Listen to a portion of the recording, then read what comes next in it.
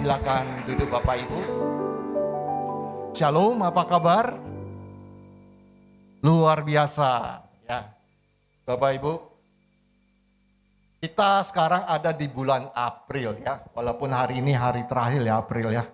Tapi bulan April ini sangat spesial. Sangat-sangat spesial. Karena di bulan April ini kita merayakan dua hal sebenarnya ya.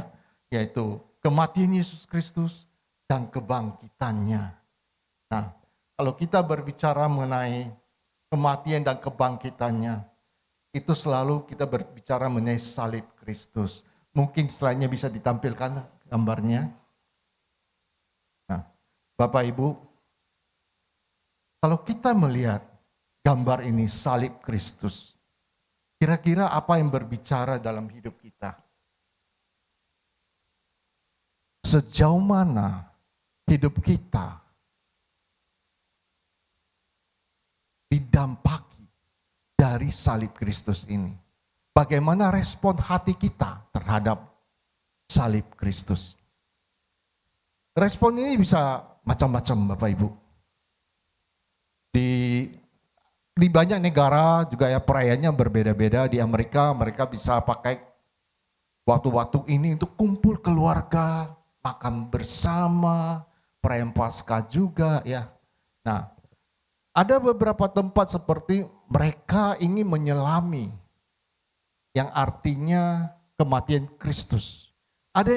Ada yang seperti di beberapa negara mereka ikut menjalani yang namanya jalan salib, memikul salib, ingin merasakan namanya penderitaan Yesus. Bahkan ikut disalibkan. Ingin betul-betul merasakan penderitaan Kristus. Tapi Bapak Ibu, kalau kita, apa sih yang menjadi respon kita dalam perayaan kematian dan kebangkitan Kristus ini? Sejauh mana salib itu memberi dampak dalam hidup kita? What is your response? Ya. Nah, ini renungan kita hari ini Bapak Ibu.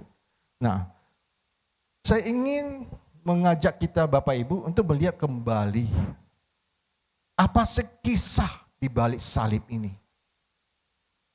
Dari mulai awal penciptaan manusia sampai Yesus mati di kayu salib dan bangkit untuk setiap kita.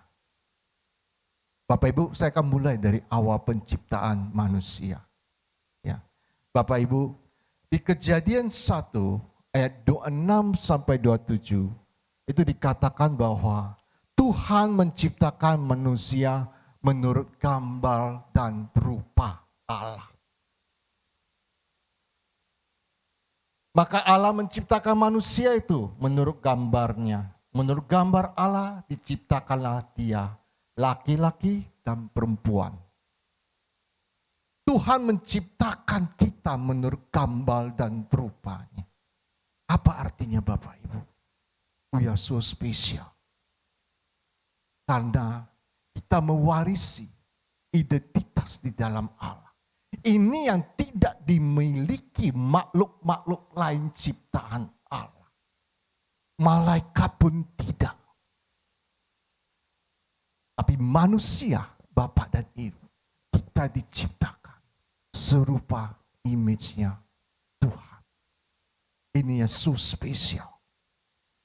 Tapi kita tahu sama-sama tahu, dalam perjalanannya manusia jatuh dalam dosa. Adam dan Hawa jatuh dalam dosa. Ya, mereka memakan buah pengetahuan tentang baik dan jahat. Ayatnya bisa dimunculkan. Nah, apa yang terjadi pada saat terjadi kejatuhan ini? Saya ingin mengajak kita baca bersama-sama di Kejadian 3 ayat 8 sampai 10. Kita mulai dari ayat 8. Ketika mereka mendengarkan bunyi langkah Tuhan Allah yang berjalan-jalan dalam taman itu pada waktu hari sejuk, bersembunyilah manusia dan istrinya itu terhadap Tuhan Allah di antara pohon-pohonan dalam taman. Ayat 9, kita baca bersama-sama. Tetapi Tuhan Allah memanggil manusia itu dan berfirman kepadanya, "Di manakah engkau?" Ia menjawab, ketika aku mendengar bahwa engkau ada di taman ini, aku menjadi takut karena aku telanjang, sebab itu aku bersembunyi. Bapak Ibu,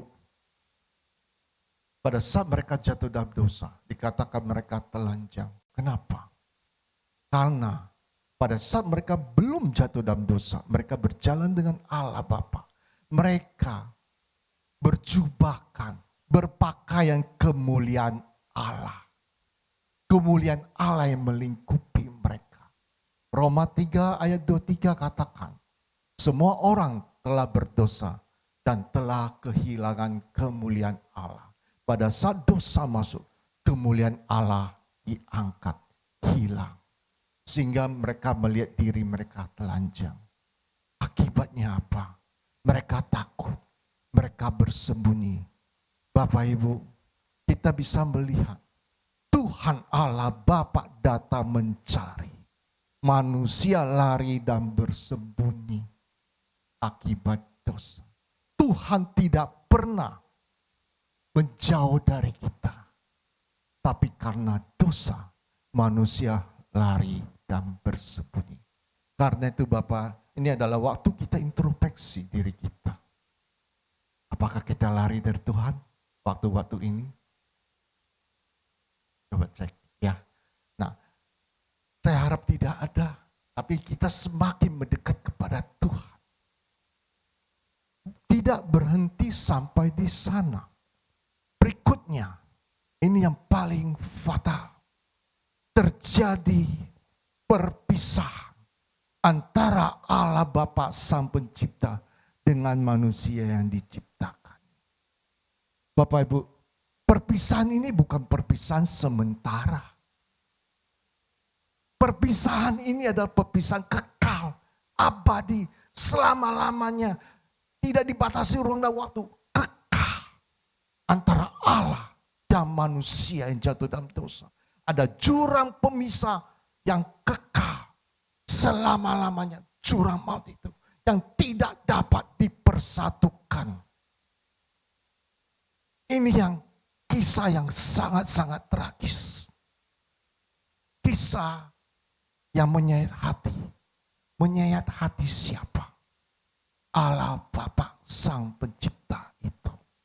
Nah, untuk kita bisa lebih merenungkan makna perpisahan ini, saya ingin membagikan satu kesaksian.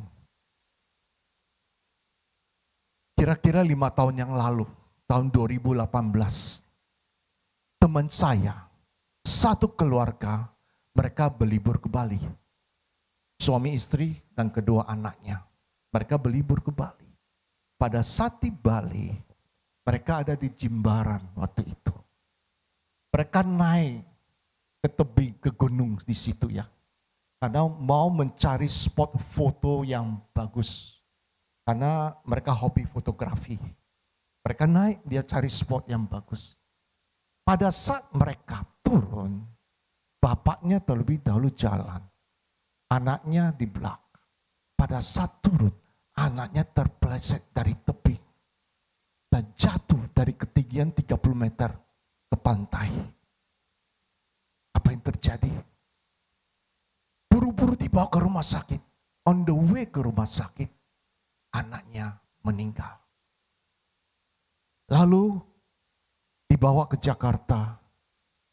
Di rumah duka, saya datang. Saya terkejut. Saya datang.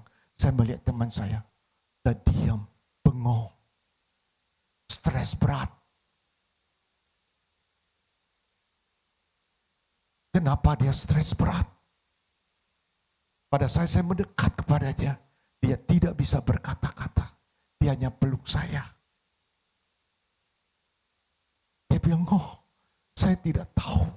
Saya nggak tahu. Mesti gimana lagi. Kisah yang sangat tragis. Buat dia ada 2 hal yang tidak bisa dia terima. Dia melihat anaknya jatuh di depan matanya sendiri. Dan tangannya tidak cukup panjang untuk menggapai anaknya, untuk menolong anaknya. Dia berkata, I wish bukan dia, aku yang jatuh. Jangan dia, jangan anakku. Jatuh di depan mataku, tapi aku gak bisa menolong. Yang kedua, dia punya impian yang besar buat anaknya. Karena anaknya pintar sekali. Anaknya selalu juara kelas. Dia lagi mempersiapkan untuk kuliah anaknya. Dia punya impian akan kesuksesan. Akan masa depan anaknya. Tapi pada saat itu semua juga ikut terkubur. Impian saya juga terkubur katanya. Untuk apa aku hidup? Selama ini aku hidup berjuang bekerja untuk anakku. Sekarang it's over. Itu tangisan seorang bapak.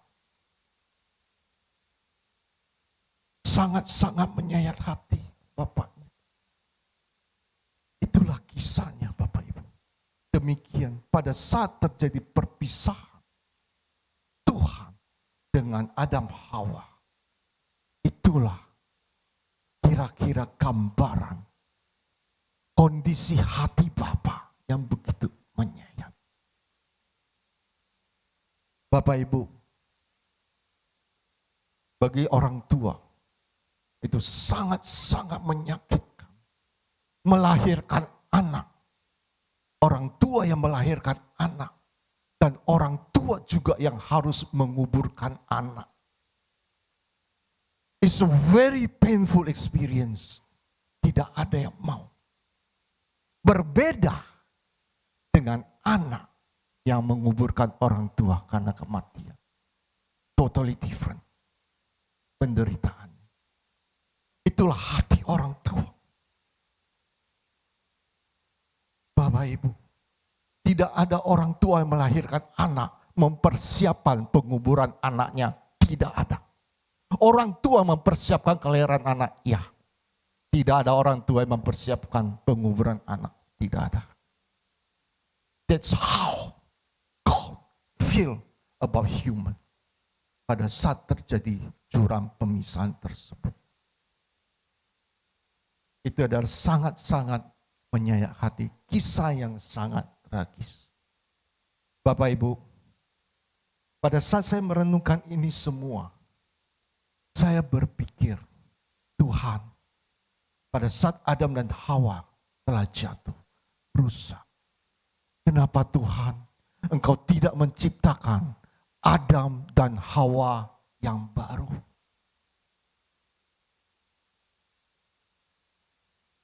Gambarannya demikian Bapak Ibu. Teman saya pada saat Anda meninggal, dia bisa mengadopsi anak lagi. Yes, bisa mengadopsi anak. Tapi anak yang diadopsi tidak akan bisa menggantikan anaknya yang meninggal, yang dia lahirkan dengan daging dan darahnya sendiri. Yang di dalam diri anaknya mewarisi DNA-nya. Tidak ada yang bisa menggantikannya. Demikian juga pada saat Tuhan melihat Adam dan Hawa. Tidak ada yang bisa menggantikan Adam, Hawa, dan keturunannya termasuk kita. Karena kita diciptakan segambar dan serupa Tuhan. Tidak ada yang bisa menggantikannya. Kita mewarisi dari Tuhan dalam hidup kita. Identitas kita. Tidak ada yang bisa menggantikannya. Yang kedua, teman saya ini, tadi saya sampaikan. Impiannya hancur. Karena dia punya pengharapannya besar akan masa depan anaknya. Demikian juga pada saat Tuhan melihat setiap kita. Melihat Adam dan Hawa. Dia melihat destiny, panggilannya yang ditempatkan di setiap diri kita. Dia tidak mau destiny yang dia siapkan dalam diri kita itu tidak terjadi. Dia tidak mau destininya di dalam kita dikubur, Bapak Ibu. Karena itu Tuhan melakukan segala hal untuk mengembalikan manusia yang jatuh ini kepadanya lagi. Ini adalah kisah yang tidak masuk akal menurut saya. Yang masuk akal adalah Tuhan menciptakan Adam dan Hawa yang baru lagi. Yang tidak masuk akal adalah Tuhan melakukan restorasi. Karena harganya sangat-sangat mahal. Harganya yang melampaui akal budi kita untuk bisa kita cerna. Itu hanya keluar dari kasih.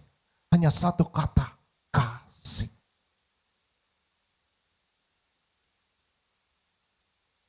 Melakukan restorasi itu sangat mahal. Allah sang pencipta, dia harus break jurang pemisah itu. Dia harus break itu untuk membawa kita kembali kepadanya. Karena itu, dia sendiri harus datang dalam bentuk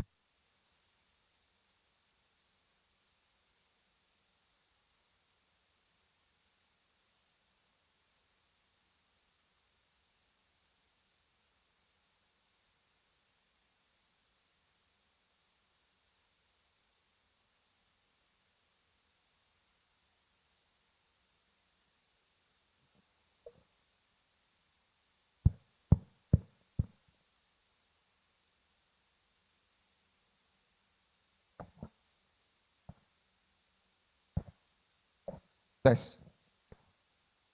Tuhan harus sendiri datang dalam bentuk manusia. Dari yang tidak terbatas, jadi terbatas sama seperti manusia. Karena itu, Bapak Ibu, kehadiran Yesus Kristus di bumi ini bukan untuk dirayakan. Dia hadir untuk dimatikan, Bapak Ibu. Untuk menjadi korban penebus dosa itu. Kehadirannya bukan artinya pesta. Kehadirannya kematian. Dia harus mati. Darahnya harus tercurah. Dia harus disiksa. Dicambuk untuk menanggung penderitaan kita. Sakit penyakit kita. Dosanya untuk hapus dosa kita. Dan dia memilih disalibkan di kayu salib itu. Bapak Ibu, salib itu pada zaman itu adalah lambang kutuk. Terkutuklah orang yang bergantung di kayu salib. Dia menjadi kutuk. Dosa itu sendiri buat setiap kita. Restorasi ini tidak masuk akal, logika. Restorasi ini karena kasih. Bapak Ibu, kalau kita sudah mengerti perjalanan ini, Bapak, apa yang menjadi respon kita terhadap salib itu? Bapak Ibu, di perjanjian lama, ya, pasal terakhir, Maliaki, ayat terakhir, bisa dimunculkan? Ya. Ini nggak kelihatan ya pasalnya ya. Hanya ayatnya aja ya.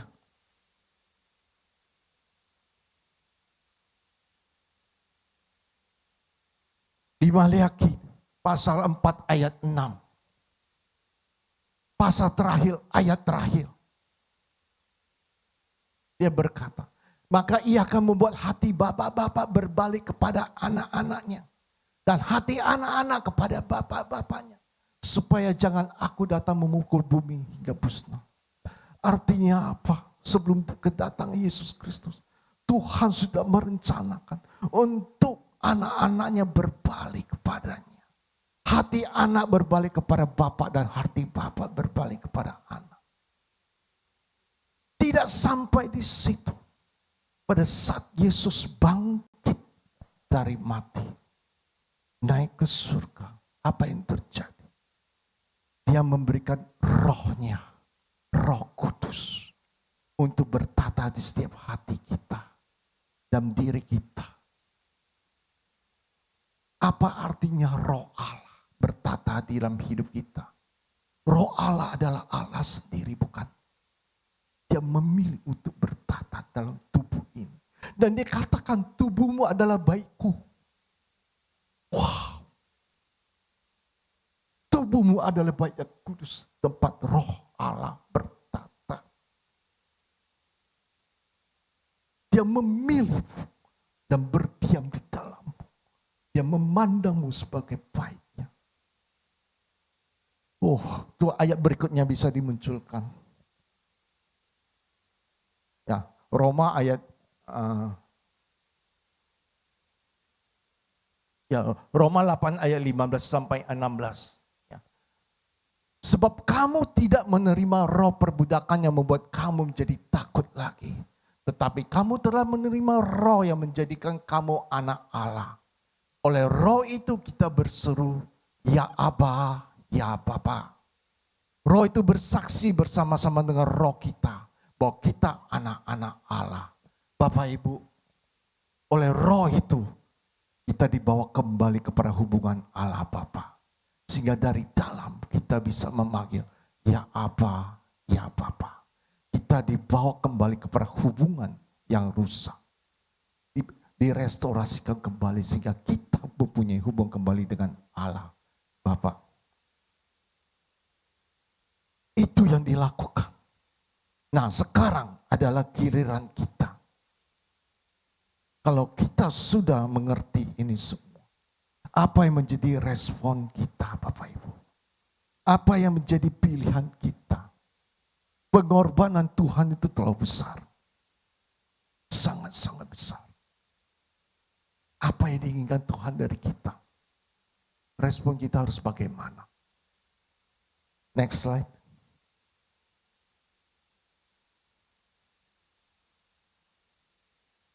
Tuhan menginginkan kita kembali kepadanya dalam suatu hubungan. Tuhan mau kita memiliki hubungan dengannya. Karena itu, kita kembali kepada dasar kekristenan, yaitu membangun hubungan dengan Tuhan. Kekristenan sesungguhnya adalah hubungan itu sendiri.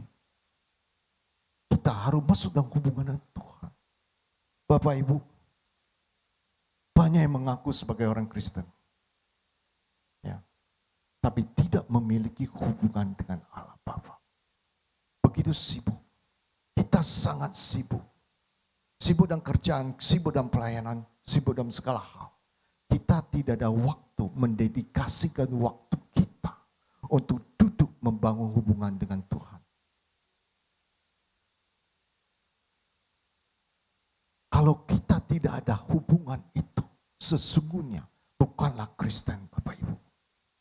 Karena basic dasarnya adalah hubungan itu, Bapak Ibu. Ayat berikutnya bisa dimunculkan. Matius 15 ayat 8 sampai 9 dikatakan, bangsa ini memuliakan aku dengan bibirnya, padahal hatinya menjauh daripadaku. Percuma mereka beribadah kepadaku, sedangkan ajaran yang mereka ajarkan adalah perintah manusia. Bapak Ibu, ada yang berkata besar, ya aku sibuk. Ya, aku sibuk. Tapi Tuhan mengerti hatiku kok. Ya hidupku, aku doa pada waktu makan.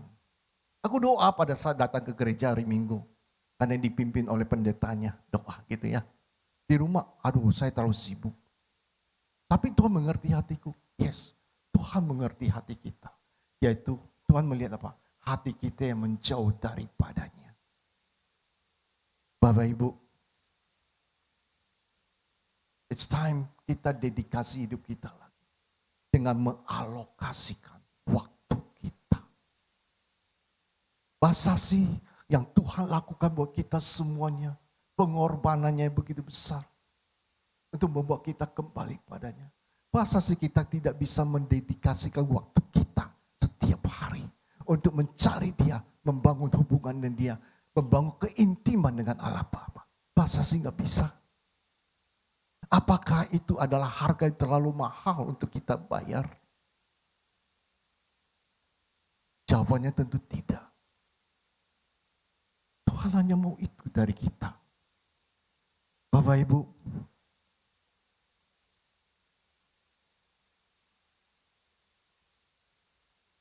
hubungan ini bukan karena paksaan,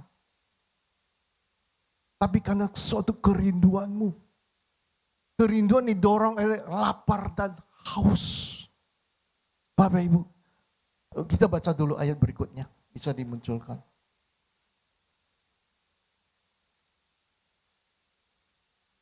Mazmur 63 ayat 1. Mari kita baca bersama-sama. Mazmur Daud, ketika ia ada di padang gurun Yehuda. Ya Allah, engkaulah Allahku. Aku mencari engkau. Jiwaku haus kepadamu. Tubuhku rindu kepadamu. Seperti tanah yang kering, tandus tiada berair. Mazmur Daud. Daud adalah dikatakan orang yang berkenan di hadapan Tuhan. Apa sih ciri khas Daud? Dia mempunyai keintiman dengan Tuhan. Dia ada lapar dan haus mencari Tuhan. Bapak Ibu, saya mau begini. Di dunia ini ya, mata uangnya ya uang gitu ya. Kalau mata uang di Indonesia rupiah gitu kan ya. Mata uang Amerika US dollar. Itu yang kita cari, betul ya di dunia. Kita kejar, kita cari. Karena kita butuh. Bapak Ibu, apa sih menjadi mata uang di surga?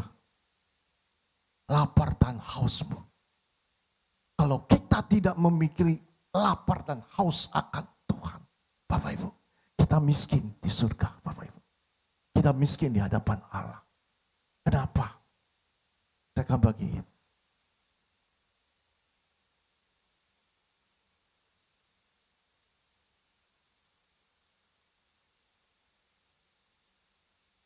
Kalau kita tidak membangun keintiman dengan Tuhan, lama-lama roh kita lemah, daging kita yang kuat. Kalau dibiarkan terus, roh kita akan mati, mati rohani. Daging yang berkuasa, dosa masuk. Ini yang dikatakan di Galatia 5 ayat 19 sampai 21. Bahwa telah nyata pekerjaan daging. Apa sih? Pencemooh, iri hati, pertikaian, kemarahan, pencemaran, dan lain semua ini. Rasul Paulus berkata, aku memperingati kamu semua. Kalau kamu melakukan ini semua, kamu tidak mendapat bagian dalam kerajaan Allah. Kalau daging kita berkuasa, kita akan lakukan itu semua. Kita miskin di hadapan Allah. Bahkan tidak mendapat bagian di dalamnya. Bapak Ibu. The key adalah keintimanmu dengan Tuhan. Ini adalah basic yang kita harus kembalikan. Jangan menganggap ini remeh. Tapi ini sangat penting yang kita harus lakukan. Bapak Ibu, ini. Jangan kita miss. Jangan kita salah. Kita boleh melayani, kita boleh bekerja, yes kita harus. Tapi tanpa hubunganmu dengan Tuhan, you wasting your time menjadi seorang Kristen. You got nothing. Kembali kepada hari basic ini. Bangun kembali keintiman dengan Tuhan. Ya. Yang kedua, saya mau bagikan begini. Saya sangat suka Mazmur 42. Mazmur 42 berkata, seperti rusa yang merindukan sungai berair, demikian jiwaku haus kepadamu ya Tuhan. Itu lanjut sampai di ayat 8-nya. Mazmur 42 ayat 8 berkata demikian. Samudra raya berpanggil-panggilan dengan deru air terjunmu. Segala gelora dan gelombangmu menggulung melingkupi aku. Ini berbicara apa Bapak? Ini berbicara tentang kemuliaan Tuhan.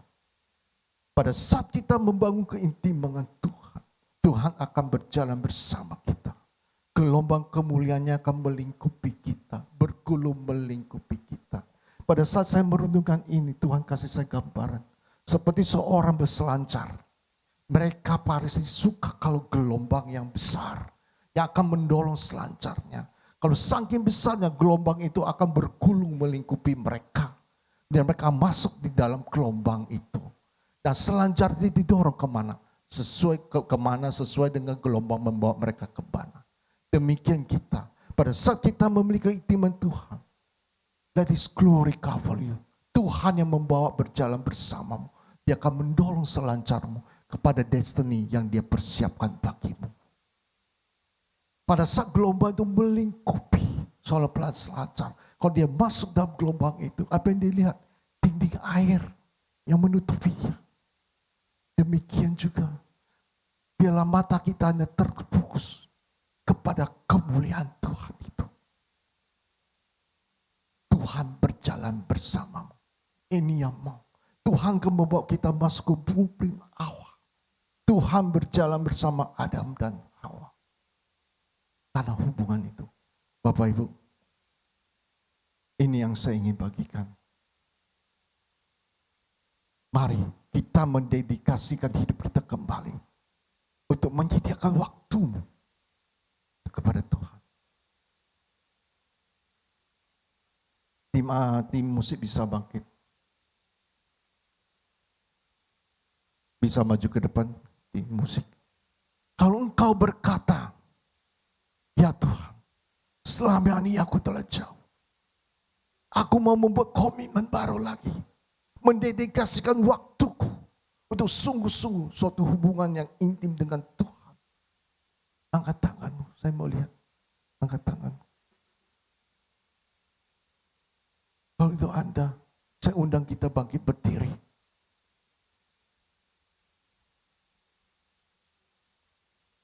Kita akan doa.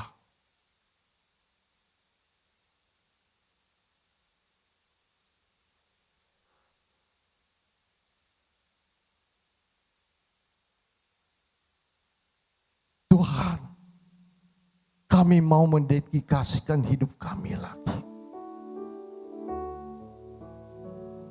Ini komitmen kami hari ini Tuhan.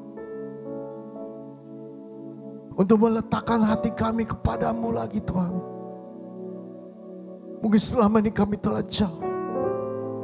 Kami tidak memiliki keintiman lagi. Ampuni kami Tuhan. Siang ini Tuhan. Kami berserah kepadamu Tuhan. Ini komitmen kami Tuhan. Untuk bangun hubungan denganmu lagi Tuhan. Terima kasih Tuhan. Thank you Lord. Thank you Lord. Terima kasih Tuhan. Ini komitmen kami. Dalam nama Yesus Kristus. Amin.